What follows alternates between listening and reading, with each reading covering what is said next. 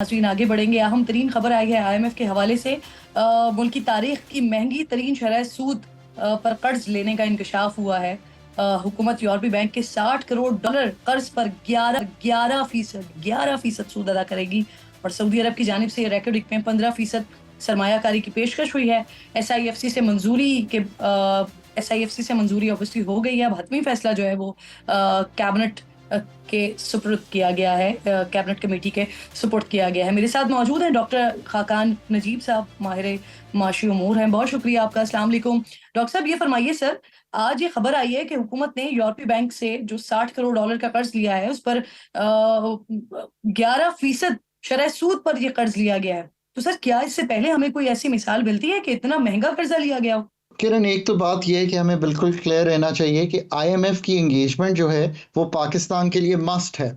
अब उसमें हुआ यूं है कि एक 2 अरब डॉलर मौखर जो 12 अरब कराने थे उसके अलावा फंड ने आपको कहा कि आप अरेंज करें। उस पे से लग रहा है कि कोई 500-600 मिलियन डॉलर आपको लेना पड़ रहा है कमर्शियल निरखों पर।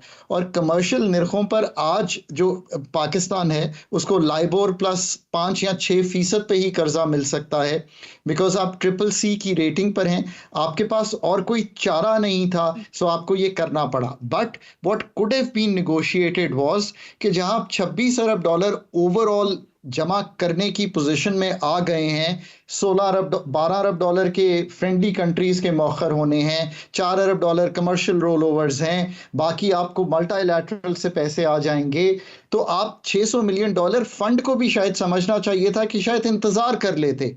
दुनिया भर में रेट्स, अभी फेडरल रिजर्व की मीटिंग होने वाली है, नीचे जाने वाले हैं। पाकिस्तान की रेटिंग थोड़ी बेहतर हो जाती, so yes, there was always a chance this could have been negotiated better or in another manner, but we don't know why the authorities were too forced sir, इन अब अ तक जो सेंस, कर्ज लिया या गया है उनको यू हैड उस टू पर, प्ले दिस कार्ड कि उनको कमर्शियल बैंक से इस अब तक जो निर्ख कर्जा पर लिया गया है कर्जा डॉक्टर लेना साहब, पड़ा। उस पर ज्यादा से ज्यादा शरह सूद कितनी अदा की है हमने सर?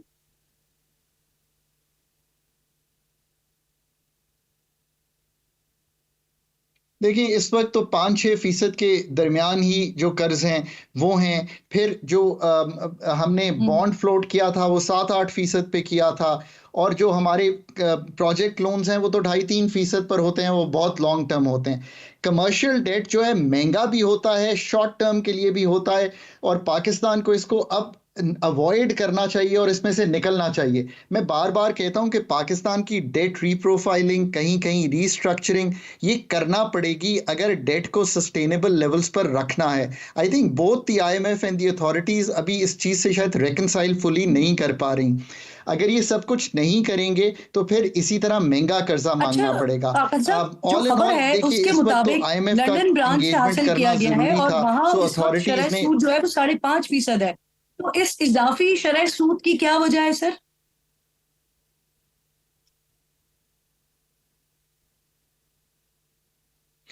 इसको आसानी से समझिए, मेरा ख्याल है ये फ्लोटर होगा। इसकी एक अभी तक बहुत डिटेल्स, फ्लोटर का मतलब है कि लाइबोर जो 5-5.5% और फिर उसके ऊपर पाकिस्तान का एक रिस्क प्रीमियम 5 से 6% का अप्लाई हुआ है, तो आप 11% पे पहुंचे हैं। So that is exactly what has happened. अगर ये फ्लोटर है तो इसका मतलब ये होगा कि अगर लाइबोर आने वाले दिनों में कम होता है, जैसे मैं कह रहा हूं हो जाना चाहिए, तो 1-2% वो कम होता है तो आपका कर्जा भी शायद 10% पे आ जाएगा, but still on the higher side, because CCC की रेटिंग है 1 नॉच बेहतर होने के बाद। जो ऊपर का है वो प्रीमियम है 5 से 6% का, जो पाकिस्तान पर being a CCC rated company एक कमर्शियल बैंक स्टैंडर्ड चार्टर्ड ने अप्लाई किया है। इसकी ये एग्जैक्ट डेफिनेशन है इस वक्त। सर, जो खबर आई है दैट्स उसके व्हाई वी हैव टू मुताबिक गो तो to the European banks. London branch से लिया SCB गया है ना स्टैंडर्ड सर, ये चार्टर्ड 11% 2020 शरह तक सूद हमें पर। कर्जा तो पहले सर, ही मैं ये देता रहा है। इसलिए पूछ रही हूँ कि UAE बैंक से बात चल रही है, तो फिर हमें क्या प्रॉब्लम हुई, क्या वजह बनी कि फिर लंदन से हमें कर्जा लेना पड़ा है?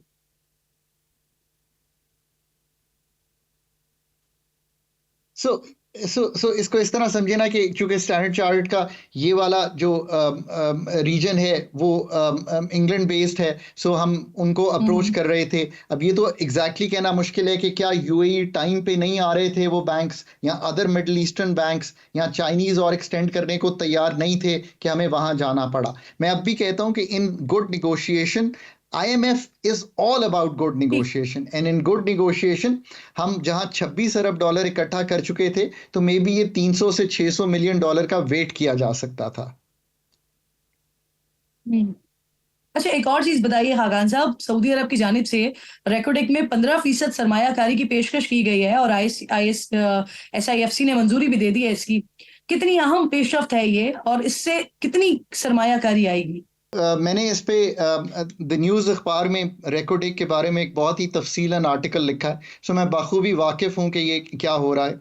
पाकिस्तान 10 से 15% अपने हिस्से बेचने जा रहा है, जो फेडरल गवर्नमेंट के हिस्से हैं 25% फेडरल गवर्नमेंट के पास है। I think it's a good ओमन फॉर पाकिस्तान। उसकी वजह ये है कि इस वक्त तो आप कुछ होल्स रेकोडेक में डिग कर रहे हैं ना, आपके पास बहुत से अराउंड होल्स हैं। प्लस एक आपको सऊदी अरेबिया ये भी कर रहा है कि कुछ आपको ऐसे पैसे दे रहा है जिससे आप एडजॉइनिंग एरियाज में बेहतरी ला सकेंगे, सड़कें बना सकेंगे। So there is a grant element also. जो इस वक्त के फिगर्स आ रहे हैं वो कहीं 600 मिलियन डॉलर से 1 अरब डॉलर की सरमायाकारी के हैं इस 15% का। But let's wait for the authorities to come up with the exact figure. दूसरी बात यह है कि अगर Saudi Arabia through its wealth fund Pakistan में इन्वेस्टमेंट करता है तो पाकिस्तान एक इन्वेस्टमेंट डेस्टिनेशन के लिहाज से एस्टैब्लिश होना शुरू होगा, away from all the debt talk that we did earlier. Pakistan में FDI की, डोमेस्टिक इन्वेस्टमेंट की बहुत ज़रूरत है और मैं बार बार कहता हूं कि पूरे बलूचिस्तान को डेवलप करना, उसमें जो मेरे ख्याल 5000 स्क्वायर किलोमीटर का एरिया है जहां पे ये सब काम किया जा सकता है। So it's a very good ओमन फॉर पाकिस्तान। बहुत शुक्रिया, बहुत बहुत शुक्रिया। जो खबर आई है उसके मुताबिक तो लंदन ब्रांच से लिया गया है ना सर, 11% शरह सूद पर। तो सर मैं ये इसलिए पूछ रही हूँ कि UAE बैंक से बात चल रही है, तो फिर हमें क्या प्रॉब्लम हुई, क्या वजह बनी कि फिर लंदन से हमें कर्जा लेना पड़ा है?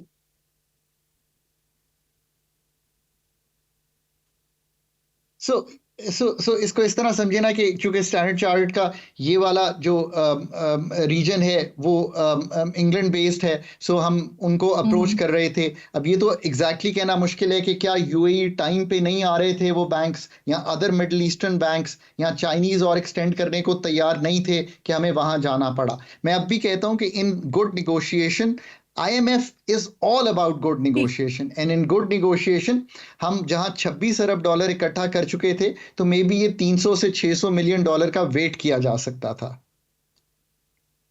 अच्छा, एक और चीज बताइए खाकान साहब, सऊदी अरब की जानिब से रेकोडेक में 15% सरमायाकारी की पेशकश की गई है और SIFC ने मंजूरी भी दे दी है इसकी।